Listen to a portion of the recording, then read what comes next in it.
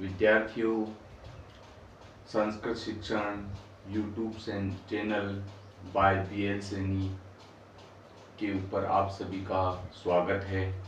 विद्यार्थियों, आज हम संस्कृत शिक्षण में संधि प्रकरण के बारे में जिसके ऊपर हमने दीर्घ संधि के ऊपर चर्चा कर ली थी, अब स्वर संधि का ही भेद गुण संधि है जिसके ऊपर हम चर्चा करें। उससे पहले अपने जो साथी गण हैं उनको कक्षा शेयर करके जो अपना YouTube चैनल है उसको सब्सक्राइब कर लो ताकि मेरा हर एक वीडियो आप तक पहुंच सके। अब जो लॉकडाउन के कारण हमारी कक्षाएं बाधित हैं और हम इसी बीच हम अपनी तैयारी जारी रखें ताकि जो अन्य जो विद्यार्थी हैं वो भी हम इस कक्षा से लाभान्वित हो पाए। इसलिए जल्दी से जल्दी इस कक्षा को शेयर कर दीजिए और लाइक वगैरह जरूर कीजिए। अब अगला जो हमारा प्रकरण है गुण संधि, उसके ऊपर हम चर्चा करते हैं। गुण संधि के ऊपर सबसे पहले जो ये स्वर संधि का जो भेद है, इसमें एक सूत्र आता है आद गुणे। इस सूत्र के द्वारा यहाँ गुण संधि होगी आद गुणे। अब आद गुणे जो सूत्र है ये कहता है कि आत ए या आ, आत का मतलब होता है ए या आ, पहले पद के अंत में ए या आ मिले, आद परे ए या आ के बाद में यदि ई हो या दीर्घ ई हो तो ऐसी स्थिति में गुण आदेश में ए हो जाता है। तो ये आप गुण संधि का पहला नियम समझ सकते हैं। तो आत गुण ये कहता है कि आत ए या आ जिसके पहले पद में हो और उसके बाद में ई और ई हो तो वहां पर ए आदेश हो जाता है। जैसे मैं आपको उदाहरण देकर के बताऊं, उदाहरण के रूप में सुरे सुर ईसे। यहाँ विद्यार्थियों ध्यान से देखना है, यहाँ जो नियम हमारा ये है कि पहले पद में ए या आ हो तो यहाँ सुर में ए है और इसके अंत में ई या ई हो तो यहाँ ईस का ई है। इसलिए इन दोनों स्वरों को मिलाने से ए बन जाता है और हमारे पास बन जाएगा सुरेश है। जो इंद्र का नाम है सुरेश है, इंद्र जो देवता हुए हैं उनका नाम है सुरेश है। सुर ईसे सुरेश है, देवताओं के स्वामी कौन? इंद्र। ऐसे ही दिन ईसे, दिन ईसे, यहाँ पर भी वही उदाहरण है जो सूर्य में है। वैसे ही दिन ईसे दिनेश है जो सूर्य का नाम है, दिनेश है। इस प्रकार से यहाँ पर दोनों पदों में गुण संधि हुई है। ऐसे ही ये ई वाला नियम, जैसे एव प्लस इति, ये दो पद हैं, एव इति दोनों अव्यय पद हैं और इन दोनों अव्यय पदों को जोड़ने पर इसका पहला पद ए है और इसका पहला पद ई है। इन दोनों को हम जोड़ेंगे, ए और ई को जोड़ने पर ए होगा ए वेती, ए वेती। इस प्रकार से दोनों अवयवों को जोड़ने पर एक पद बन जाएगा ए वेती और यहाँ संधि का नाम होगा गुण संधि। विद्यार्थियों, अब इसी संधि का दूसरा जो नियम है वो आत से ही संबंधित होगा, यानी उनमें भी आत होगा, पहले पद में ए या आ होगा। तो ये गुण संधि का दूसरा नियम समझ लीजिए। नियम नंबर 2, ए या आ के बाद में उ या दीर्घ उ हो तो वहां पर ओ हो जाता है। यहां ध्यान रखने की बात है कि आत ए या आ उसके बाद में उ या उ हो तो यहाँ गुण आदेश ओ हो जाता है। जैसे उदाहरण के रूप में सूर्य है धन उदय, सूर्य धन उदय। यहाँ सूर्य ये में ए है और उदय का उ है तो यहाँ पर दोनों पदों को जोड़ेंगे तो सूर्योदय पद बनेगा हमारे पास, सूर्योदय। तो यहाँ जो ओ हुआ है वो ए और उ इन दोनों पदों को जोड़ने पर यहाँ ओ गुण हो गया। तो ऐसी स्थिति में यहाँ गुण आदेश हो गया। अब विद्यार्थियों इसी का एक उदाहरण उष्मा, उष्मा और ऊर्जा, उष्मा और ऊर्जा, माँ में आ और ऊर्जा, ऊर्जा का ऊ बड़ा, तो उष्मोर्जा। यहाँ दोनों पदों को आ और उ इन दोनों को जोड़ने पर ओ आदेश हो जाएगा और यहाँ पर उ से मोर्जा, उष्मोर्जा, ये दोनों पदों से जुड़ा हुआ पद होगा उष्मोर्जा।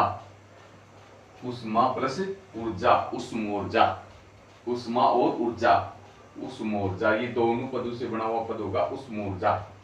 तो ऐसे यहां पर भी गुण आदेश हो गया। ऐसे ही एक और उदाहरण दे तो इसका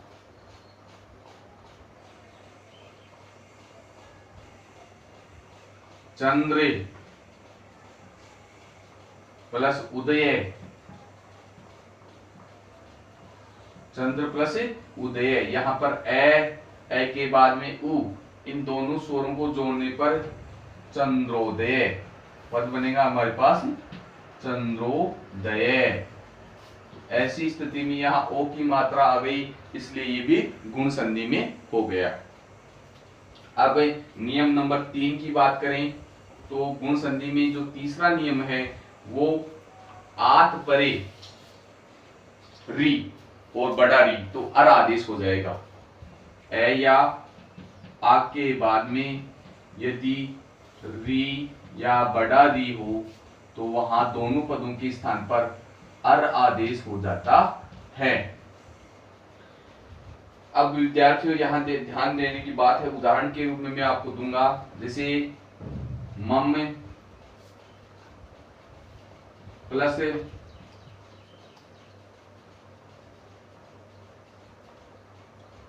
देव प्लस ऋषि, देव प्लस ऋषि,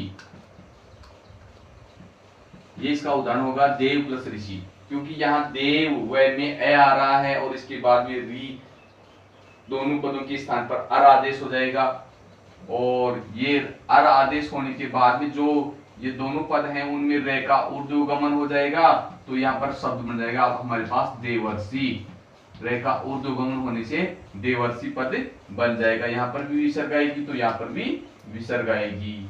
और जो अगला जो पद होगा वो मैं बता रहा था कि मम प्लस ऋकार है, जो चौथे नियम के अनुसार होगा। तो इसी का एक उदाहरण और दें हम, जैसे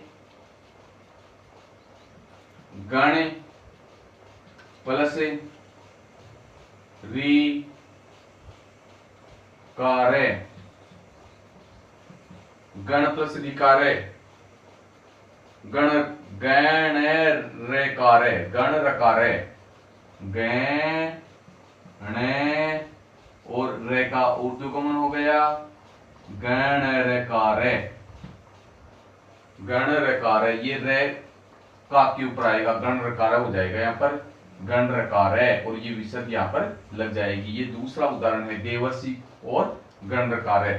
तो यहाँ गण और ऋकार है, यहाँ ए और री दोनों के स्थान पर अर आदेश हो जाएगा और ये जो अर आदेश होगा वो ध्यान देने की बात ये है विद्यार्थियों, ये ए तो अणे में मिल जाएगा तो अणे पूरा हो जाएगा, रे जो बचा है वो कै के ऊपर ऊर्ध्वगमन हो जाएगा। तो ये शुद्धता से ध्यान देने की बात है कि रे कहाँ लगेगा, अणे के ऊपर लगेगा या कै के ऊपर।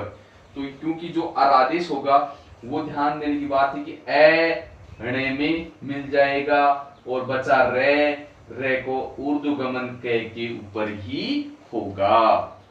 अब इसका जो चौथा नियम है वो मैं आपको समझा रहा हूं, जो री आदेश होगा, क्योंकि री केवल ह्रस्व ही होता है, इसका दीर्घ नहीं होता है। संस्कृत में ध्यान देने की बात यह है, जो चौथा नियम है अपना, ए या आ के बाद में यदि री आए, क्योंकि ये दीर्घ नहीं होता है, री का ह्रस्व ही होता है। संस्कृत में जो री स्वर है उसको ह्रस्व में ही व्यक्त करते हैं और ए और आ के बाद में यदि री आए तो दोनों के स्थान पर अल आदेश हो जाता है।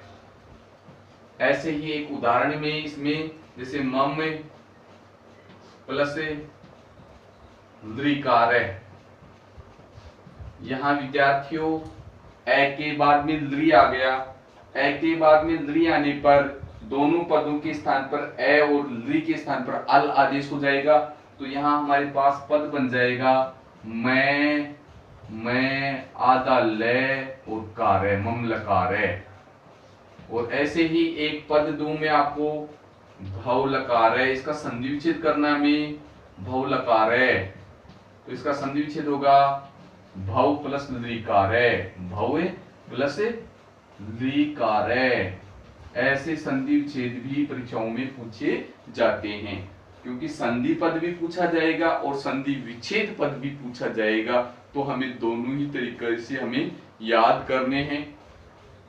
जैसे मैंने 4 नियमों में बताया, उसका मैं आपको पुनः एक बार संधि विच्छेद करके जो पद बनेंगे उनके बारे में मैं अवगत करवा रहा हूं।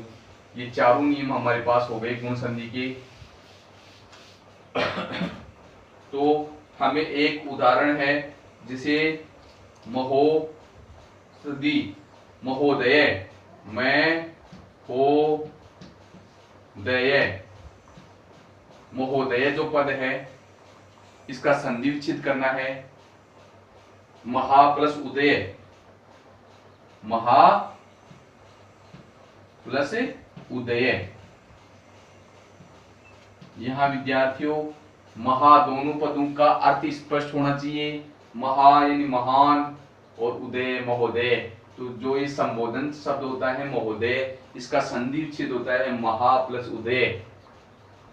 और ए या आ के बाद में उ या उ हो तो वहां पर नियम नंबर 2 से गुण संधि होती है। ऐसे ही एक उदाहरण और दूं आपको, जैसे भय रे तरस यह भरतर से का संधि विच्छेद करेंगे तो भैरत प्लस री से यह, भरतर से जो शब्द है वो भरत प्लस री से यह, इस प्रकार से इसका संधि विच्छेद होगा। और नियम नंबर 3 के हिसाब से जो ए या आ के बाद में री आता है तो वहां अर आदेश हो जाता है, तो ये गुण संधि में होगा। ऐसे ही एक उदाहरण और दूं मैं आपको, जैसे कद लकारे,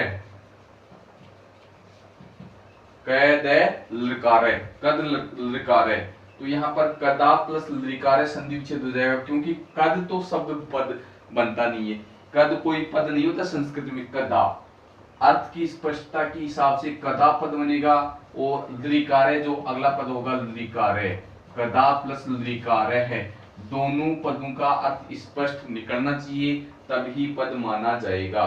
तो यहाँ संधि विच्छेद हो गया कदा प्लस लृकारे। इस हिसाब से हमें इन उदाहरणों में भी गुण संधि प्राप्त हो रही है। विद्यार्थियों, अगला वीडियो लेकर के मैं पुनः उपस्थित होऊंगा। तब तक के लिए सभी विद्यार्थियों को मेरा नमस्कार।